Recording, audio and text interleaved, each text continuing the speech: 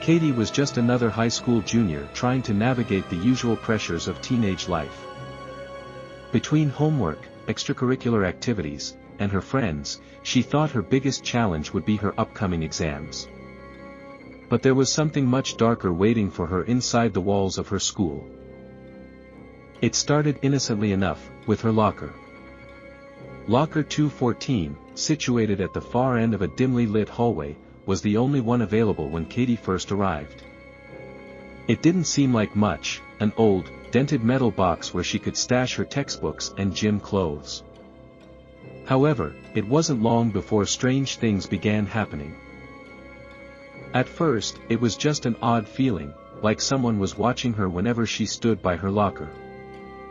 The hairs on the back of her neck would stand up, and she'd hear faint whispers, just on the edge of her hearing. She assumed it was her imagination, the stress of school playing tricks on her mind. One day, after gym class, Katie returned to her locker to find it wide open.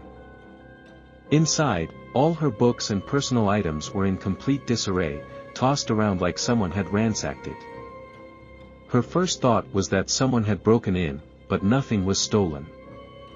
Confused and frustrated, she asked her friends, but none of them had seen anything unusual. Then, the whispers grew louder. Every time she approached her locker, she could hear soft, unintelligible murmurs. It was as though the walls themselves were speaking to her, or something inside was trying to get out. The final straw came one afternoon when she found a note stuffed inside one of her textbooks. It wasn't her handwriting, and it simply read, "Get out while you can." Terrified, Katie went to the school counselor, who initially dismissed her claims as stress-induced hallucinations. But when Katie described the locker's number, the counselor's face turned pale. Locker 214 had a history. Years ago, a student had been bullied relentlessly and locked inside that very locker by her tormentors. The student had been left overnight, trapped and alone, and by the time she was found, it was too late. She had suffocated inside. Katie realized that the whispers weren't her imagination, they were the cries of the student, still trapped in the metal prison that had become her tomb. Horrified, she demanded a new locker and never went near that part of the hallway again. Moral asterisk: the scars of bullying run deep, and sometimes, those scars remain long after the victim has passed. Treat others with kindness, for the pain you inflict might never fade.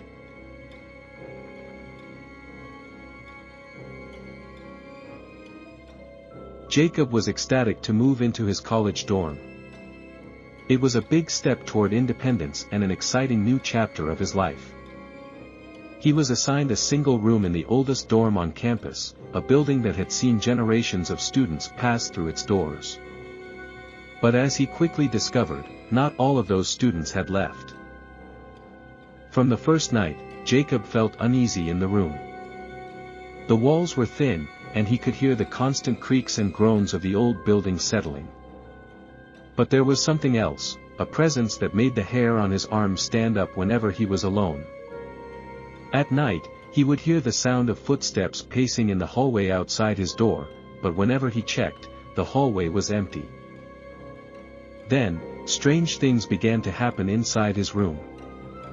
His closet door would creak open on its own, even though he was sure he had closed it before bed.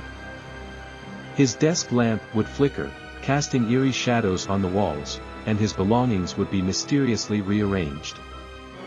What unsettled him the most was the cold, an unnatural chill that seemed to emanate from the corner of the room, no matter how high he turned up the heat.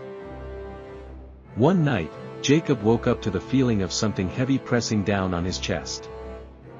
Paralyzed with fear, he could barely breathe as he saw a dark figure looming at the foot of his bed. It was tall, with indistinct features, and seemed to be watching him. The figure stood there for what felt like an eternity before slowly dissolving into the shadows.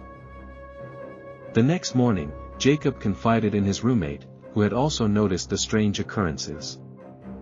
Determined to get to the bottom of it, they did some research on the history of the dorm.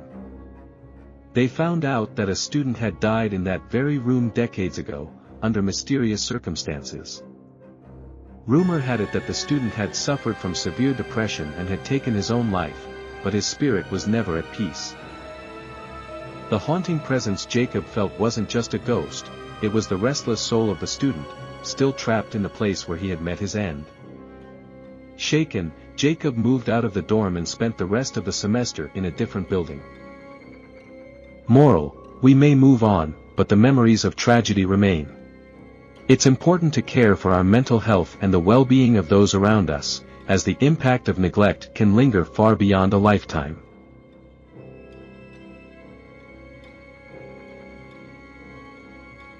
Samantha was a straight-A student, always diligent and focused when it came to her studies. Final exams were looming, and she had been studying relentlessly to maintain her perfect GPA. One night, while burning the midnight oil in the school library, she noticed something odd: a tall, thin man standing in the shadows near the back of the room. The library was almost empty at that hour, and the figure didn't seem to be studying.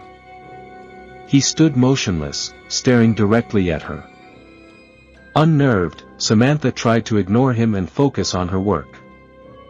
But when she glanced up again, the man was gone. Over the next few days, Samantha started seeing him everywhere. He would be standing across the street as she walked to class, or sitting in the back of the lecture hall, always watching but never interacting with anyone. Her friends claimed not to see him, and Samantha began to question her own sanity. The stress of exams was clearly getting to her, and she chalked it up to exhaustion. But as the days passed, the man's appearances became more frequent, and Samantha felt like she was constantly being followed. Every time she turned around, there he was, lurking in the shadows with his unblinking stare. One evening, as she was heading back to her dorm, the man appeared again, this time, standing right outside her door. Samantha froze, her heart pounding in her chest. She knew she couldn't ignore him any longer. Summoning her courage, she confronted the figure. "Who are you?" she demanded. But the man didn't speak. Instead, he slowly raised his hand and pointed to a building across campus, the old chemistry lab. Confused but compelled, Samantha followed his gesture and made her way to the lab. Inside, she found a dusty old room that had been abandoned for years. On one of the tables was an old textbook, its pages yellowed with age. Flipping through the book, she discovered a photo of the man. He had been a student at the school decades ago. He had gone missing just before his final exams and was never seen again. Samantha realized that the man wasn't just a figment of her imagination, he was the ghost of a student who had been so consumed by stress and fear that he had vanished from the world entirely. The weight of academic pressure had driven him to madness, and now, his spirit was trapped in the school, forever watching the students who followed in his footsteps. Shaken by the encounter, Samantha vowed to take better care of her mental health. No grade was worth losing herself over. Moral: the pressures of academic success can be overwhelming, but it's important to remember that mental health matters more than any test or grade. Burnout and stress can have serious consequences, and we must always prioritize self-care.